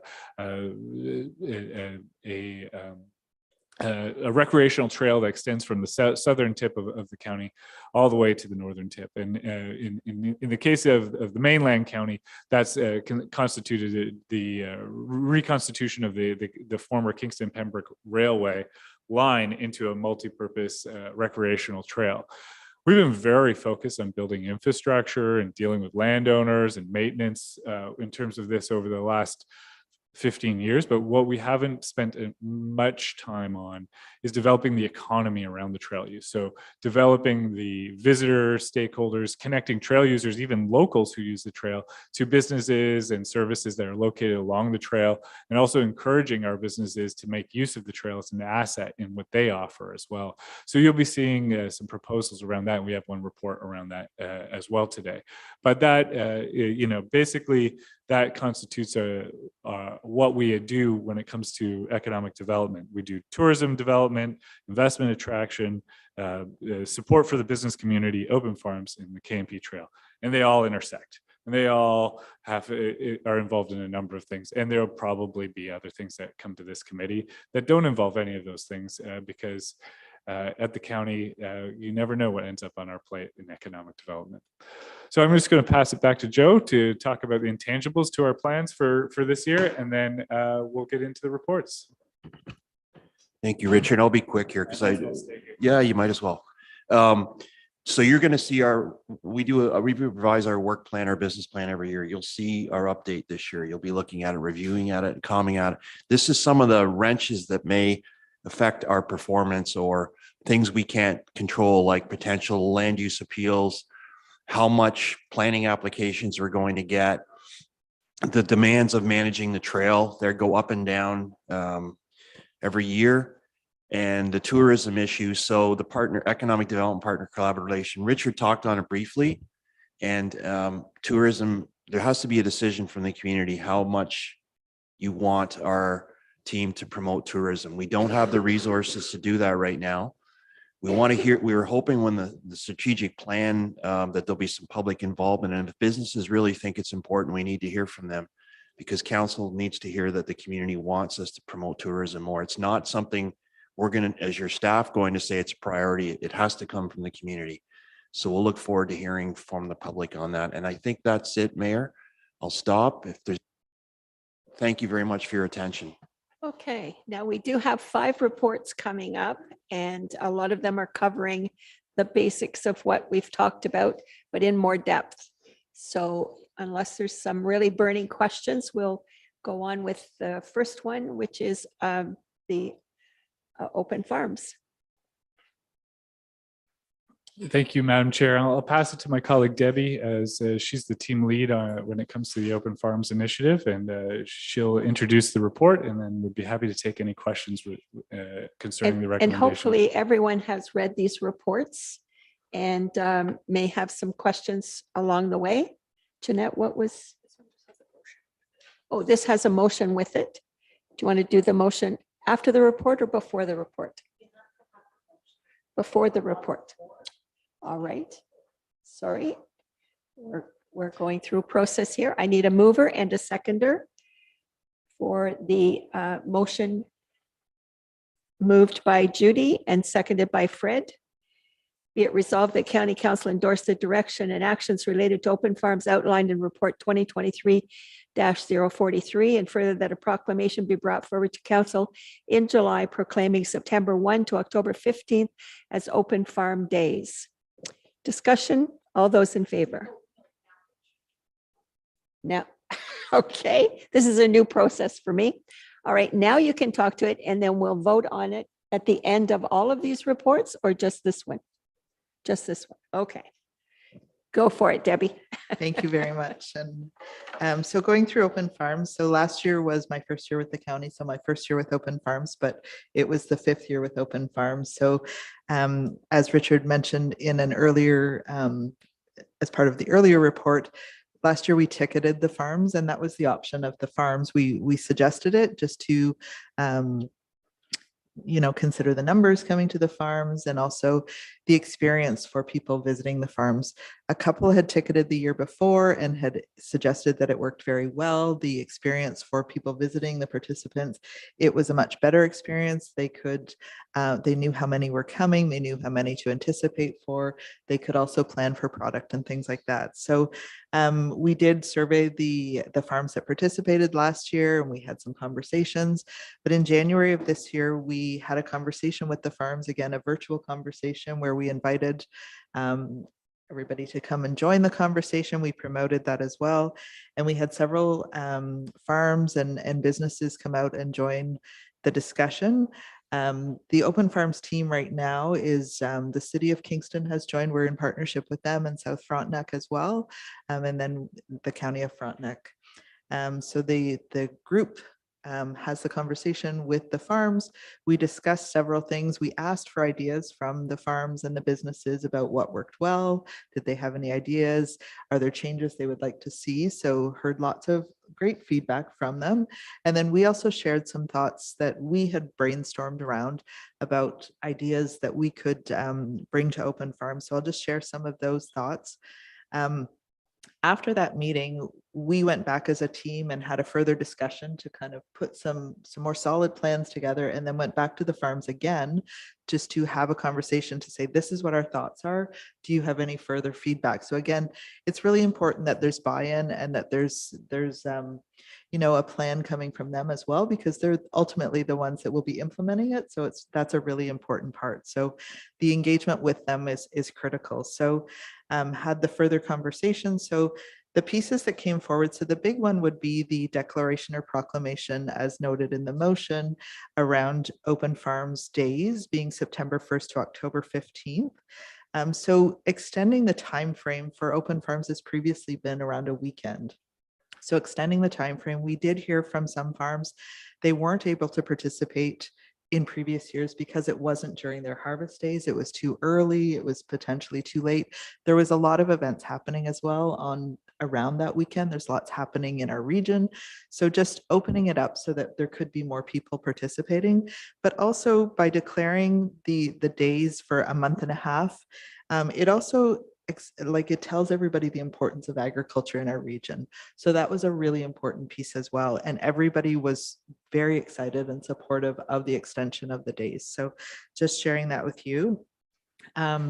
We would bring the declaration obviously forward in July, and then the City of Kingston as well, and then also working with the townships as well to bring that forward. And that was a suggestion through our economic development working table that they could also support that to help to again, express the importance of agriculture in our communities. Through the declaration, obviously extending them to a month and a half, we talked about having an events calendar, an online events calendar that would be openfarms.ca. So all of the marketing and promotion would be directing to that events calendar. Each event that would be posted on there, so each of the farms or businesses that are hosting an event would have their own event. They could determine if they're going to have ticketing. They could link out to their webpage for additional information and a map and things like that.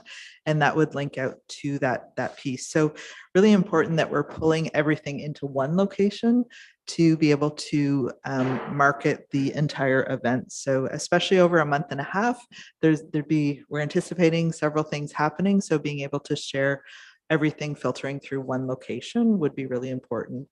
And again, as we talk about marketing, we would be marketing, again, openfarms.ca. So a general marketing approach to things, both online through the website, social media, paid and organic, on Facebook and Instagram. Also working with our partners to help to amplify the messaging across all of their channels as well.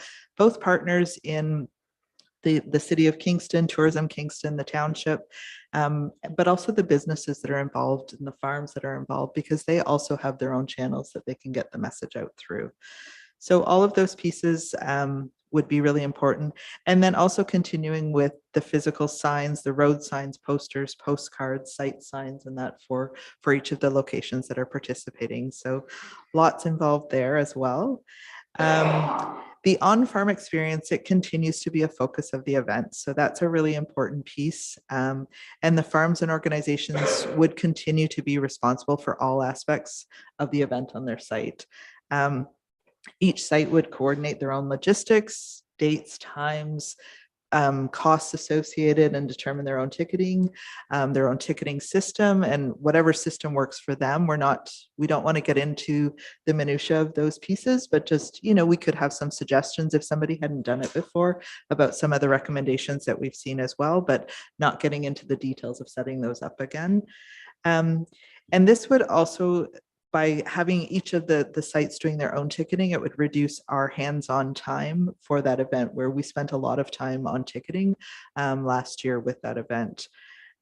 It would also reduce the time required for customer service associated with the insurance and the public health side as well. So those are a couple of pieces that I'm just noting there from the on-farm experience, but again, a really important part to the event. Education, again, was highlighted as we talked to the different groups as a really important piece, and making sure people are aware of where our food comes from.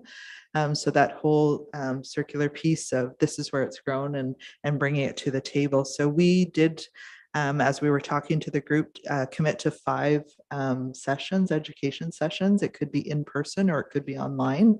And that the topics haven't been determined yet, but again, we would be looking to the farms and organizations to also help to put some thoughts together about what they could do. And there's some interesting ideas that some of the farms have tossed around, but we look forward to hearing more about that. And also the structure of those sessions, they could be very different. It could be a panel discussion. It could be a Q&A discussion. It could be a site visit. Also, the connection with the schools, a really important piece as well for the education side. I know the City of Kingston did talk about recording their sessions at the Open Farms Harvest event so that those could later be shared. Again, another educational component. And their Heritage Services Department with the City of Kingston is also planning to develop an agriculture programming portion during the same time frame. So lots happening there. The connections piece, so building and strengthening the farm to table connections with the farms, chefs, and producers is a really important part that did come out. Again, we know that there needs to be a focused approach to that, and we've talked about being able to spend more time on that in the winter of 2024, but also using the Open Farms contact list and this time frame to also start to build out the list. We're continuing to add to that list, and as people are looking for connections for their events, we'll also be trying to connect them as well. So not that that work isn't happening as part of Open Farms, it is, but there'll be more focus on that as we anticipate in the winter of 2024. The farm to table piece, so this has happened as part of Open Farms previously, and continuing to expand the offerings of the farm to table side would be really important. Again, Tourism Kingston last year offered 2 different restaurants in Kingston that sold tickets and brought groups in, highlighting local, working with farms as well. Open Farms Harvest was another piece, and then we also had farms in Frontenac County. Back 40 Cheese did host a ticketed event on site, and they sold out. So another great opportunity to bring people to the table, but also bringing in a different group of within our region as well to be able to participate in the event. The farmers markets, again, as we know, there's several around Frontenac County, and there's also several in Kingston. So looking to highlight the farmers markets and encouraging different ways of participation there. So the Frontenac farmers markets will be Friday evenings starting this year, and they have also said that they would host an Open Farms kickoff event on the first Friday, which is September 1st. In the evening. So their farmers market will be Friday evenings from 3 till 7. So that's a great way to start the September 1st. Pardon? Oh, sorry, in Harrowsmith. I'm sorry. Sorry. So that would be a great opportunity to kick off the event and welcome everybody, and also promote the other events happening during the month and a half. The Frontenac plowing match, again, definitely we're interested in being included and focusing also on educational components around what's happening at a plowing match. I know there was several comments last year when we were at the plowing match and people were asking what was happening out in the field, but just being able to share that knowledge and information as well would be great. Open Farms Harvest. So last year, the City of Kingston led the event. It was the first year to host the event. And they're planning it again this year for October 14th in Springer Market Square in City Hall. Again, the event will focus on farms, chefs, restaurants, and be offered as a ticketed event in Springer Market Square with speakers and demonstrations. So lots of moving pieces there.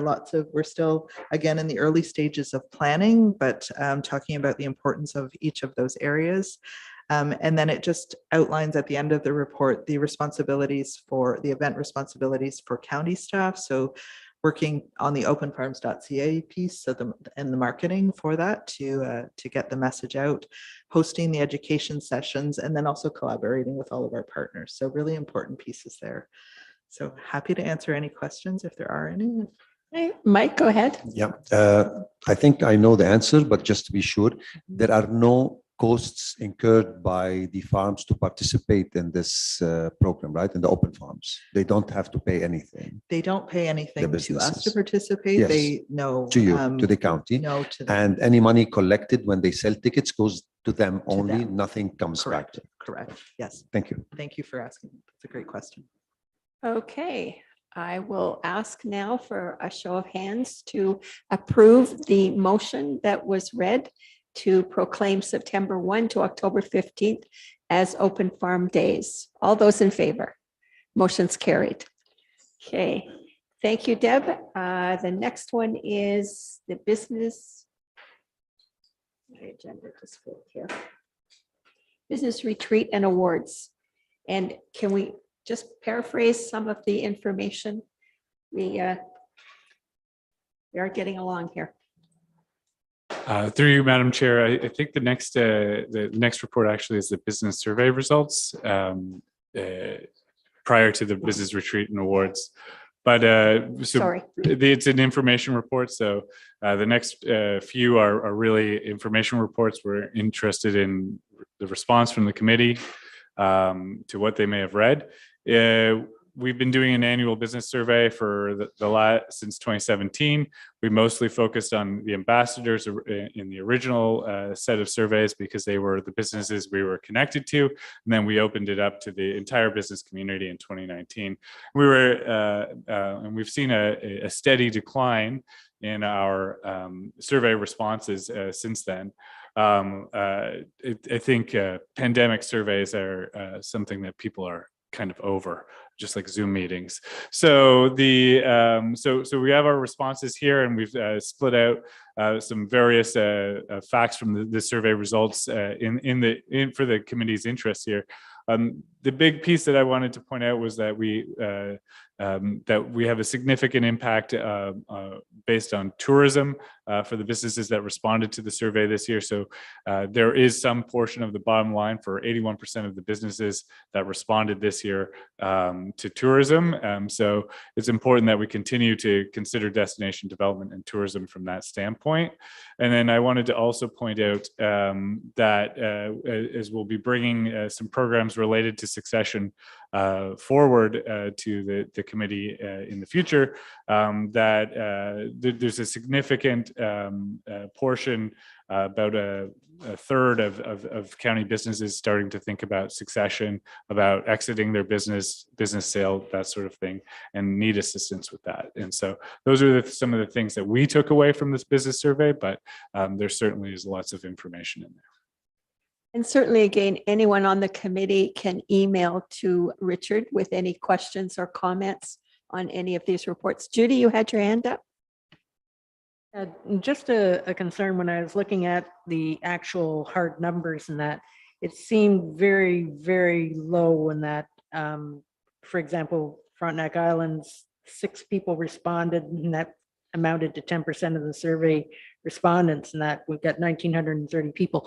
So I really think we should be more proactive in some way, or encourage a lot more communication, because I can think of probably 150 farmers and multiple businesses that I want to make sure that they have a lot to say on these surveys, because they are businesses, and that rather than just 14 is the greatest group other. And I suspect they're probably not so much the business people anymore. Maybe they have a history of it. So yeah, I was concerned with the low amount of surveys for the size of the communities, including our own.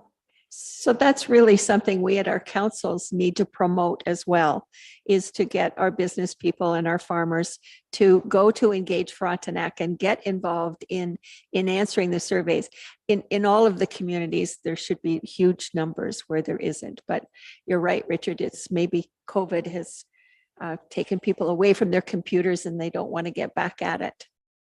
There are two sort of factors that support. We often rely on our partners, either in terms of business groups or municipal groups that have the ability in their own lists of email lists and to promote it. We promote this digitally. We don't have the resources to put people out on the ground and knock on doors and visit businesses directly. While that would be really great to have. So when we do well, we have multiple people promoting the survey at different levels and in different lists.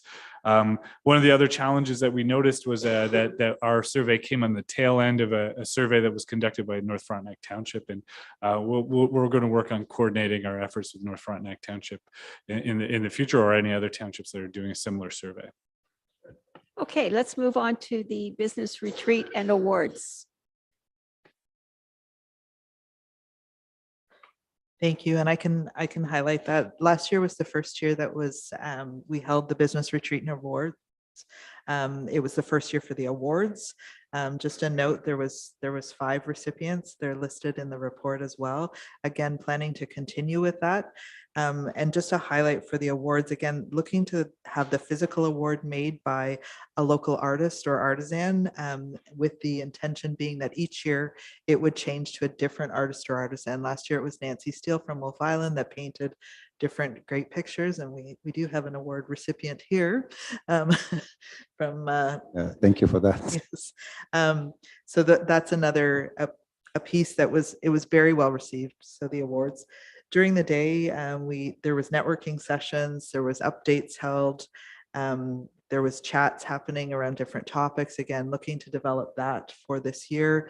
Again, really good response from people that attended. I think looking to continue to build the numbers that attend would be a really important piece. It was the first year, so we were happy with the turnout. We were happy with where it was. Again, we've booked RKY Camp. It's kind of central to all of Frontenac. It's a great location. There's multiple pieces there. So the highlights there throughout, also looking to engage, share marketing materials, but also have the community businesses network with each other would be a really important piece. So I'll leave it there and happy to answer any questions. Go ahead. Yeah, to Janet, do I have to declare that gift? I received it last year, or no? Okay, thank you. It's before you started on this committee, so you're safe. All right, Jim? Do you use that event to promote people doing the survey? So Like I would think somebody who wins should have at least done the survey and use the event in itself to promote the survey. I know we do mention certain things coming up, but the survey wasn't open at the time of the event, but that's a really good point, is maybe having it open at the time of the event as well might be a good opportunity, but yeah, thank you. Thank you for that. Okay, and our next report is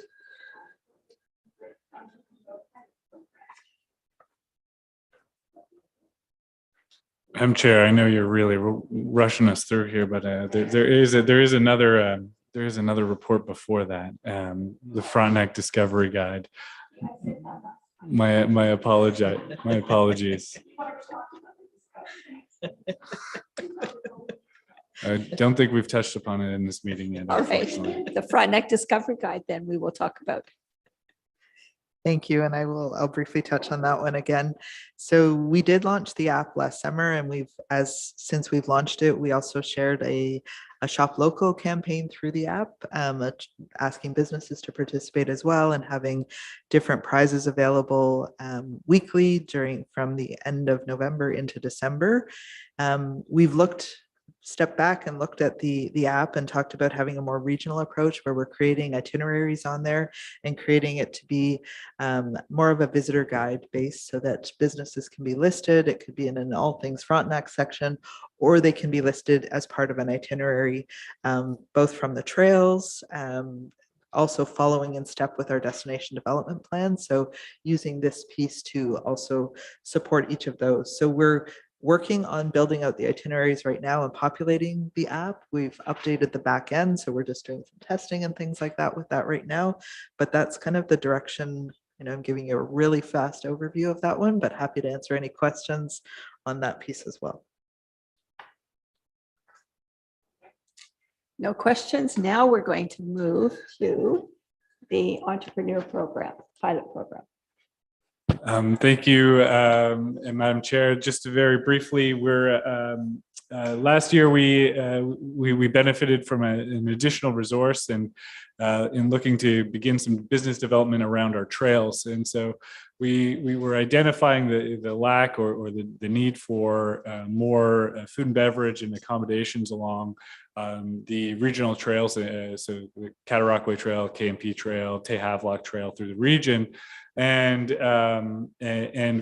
we had identified that the type of entrepreneurs who would be most likely to pursue new businesses and fill a gap might be newcomers to Canada. And so that led us down a route of developing relationships with newcomer centers in the GTA and Ottawa, as well as pursuing information around the Ontario Immigrant Nominee Program. And so there's what's called the entrepreneur stream, entrepreneurship stream for the OINP program. And I always want to say N, but it's essentially it's helping with the succession in our minds. So what we've done is we've expanded this idea of recruiting businesses to look at the whole county, and we're saying, okay, well, there's a need for succession, there's a need for new businesses, and there's this pipeline that they're trying to bring at least 100 new businesses to rural Ontario in 2023. Maybe we can provide business cases for those businesses to come here to Frontenac County and either take over an existing successful business or start a business based on business research that we provide. So that's the program. Our process is generally to advise the committee of something that we're beginning and report in either midway or at the end of a project to see if we should keep going. So this is the initial sort of report to say this is starting as based on our budget and business plan that was approved by County Council, and we're looking to move forward with developing those relationships. And I'd be happy to take any questions. Okay, no questions. And again, we can always email you, right? Richard, you'll accept more questions? I love emails. Okay. Next, we have Trailside Small Scale Business Initiative. So the Trailside Small Scale Business Initiative is something else that emerged from our review of trying to promote the trailside economy and the trail-based economy. We're looking at policy solutions that might enable or encourage individuals with property adjacent to the various trails in the region to take advantage of the visitor market along the trail. If there are unintended consequences or barriers in our policies that hadn't considered trails before, we'd like to remove those. So what we're looking at in the report sort of outlines this is initially food and beverage opportunities from the sense of a refreshment stand where someone might, so you see this in Niagara along the roads, for example, like farm stands. So we're talking about farm stands or refreshment stands of along the trails or accommodation. So you're not permitted to camp on any of our trails in Frontenac, but they're far too long to walk without perceiving needing to stop and stay the night somewhere. And we don't have a lot of roofed accommodations in Frontenac either. So we're looking at folks who might want to take advantage of creating a small campsite on the back end of their property, assuming that there are no neighbors that would be adversely affected. So there'd be setbacks, planning talk. You have to get the planning language.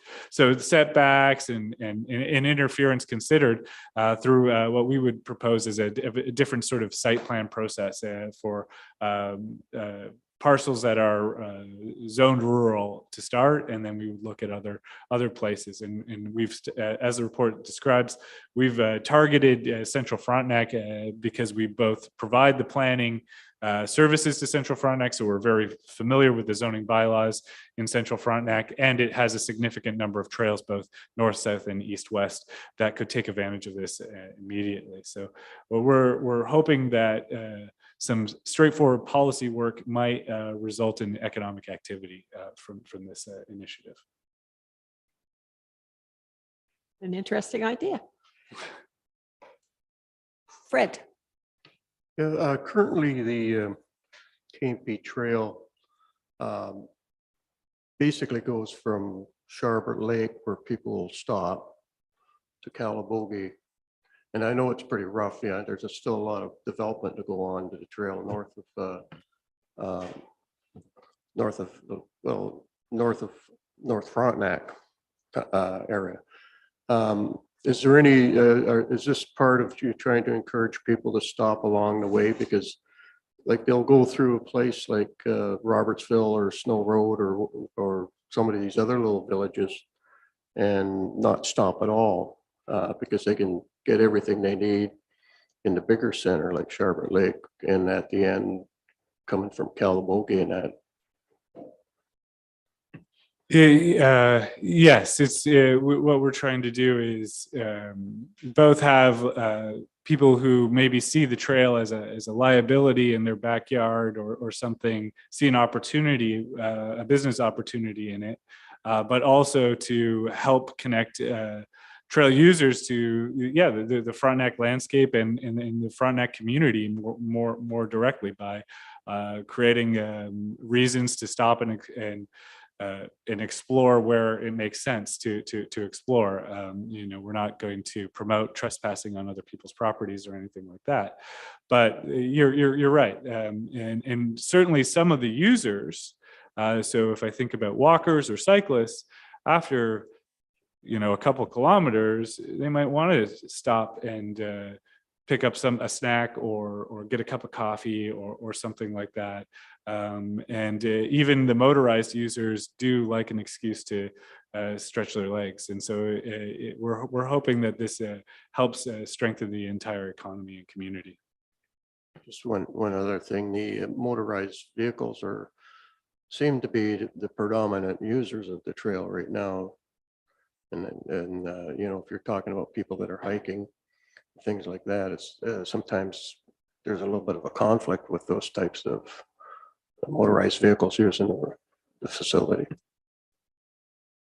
Certainly, and I'll be bringing a report to this committee about trail use in 2022 and the various types of uses and where they are. We have a network of trail counters out there, so we have during the summer months it's pretty much shared, a third pedestrian, a third cycling, and a third motorized. In the winter, we are dominated by motorized primarily, but there is some conflict because of that, but we have some initiatives rolling out to try to help everybody be part of the trail community. Okay, let's move on to the tourism brand expansion project. Thank you. So just briefly again, touching on the brand project, as the development plan, the destination development plan was put in place, one of the foundational pieces to that was to develop a tourism brand expansion for project. So talking, as Richard mentioned it earlier, looking at how we talk about Frontenac for tourism, what we look like. We did ask during the engagement about the current branding that's in place for Frontenac County, and everybody thought it was great. No changes were needed. So we just wanted to, again, ask those questions while we are speaking to the public.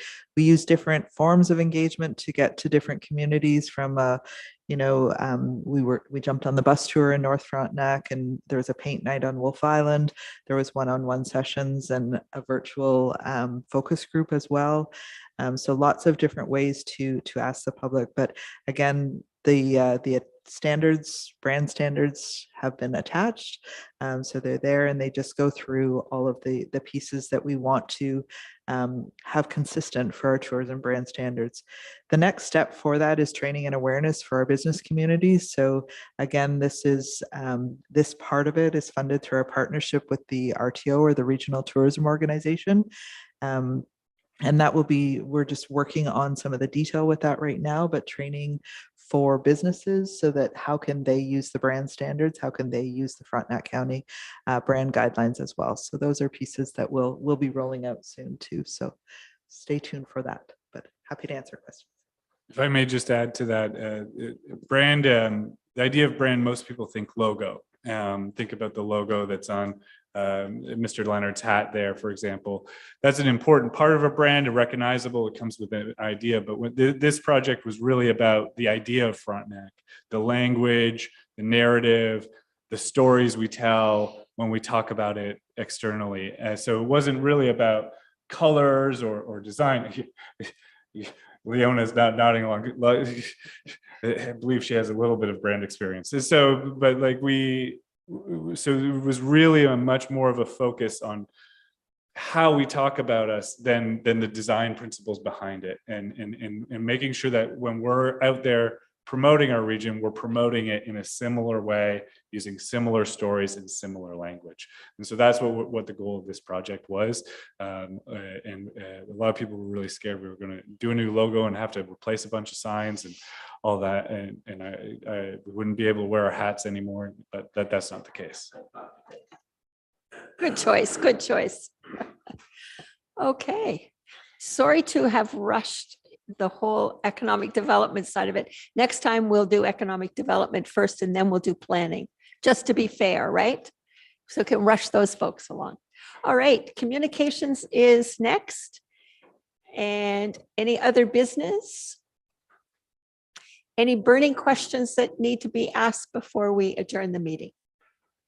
Thank you, staff, for all of the work you've put into this document. It's difficult to have this much information in a morning session and really take our time to observe and soak it all in. So next time, maybe we'll start earlier so we have more time at the end. Our next meeting is scheduled for May 3rd at 10 a.m. in this building. That works for everyone? All right, the meeting is adjourned, and thank you very much, and great to see new folks. We need a mover and a seconder. Moved by Judy, seconded by Jim. Meeting be adjourned. All those in favor? Carried.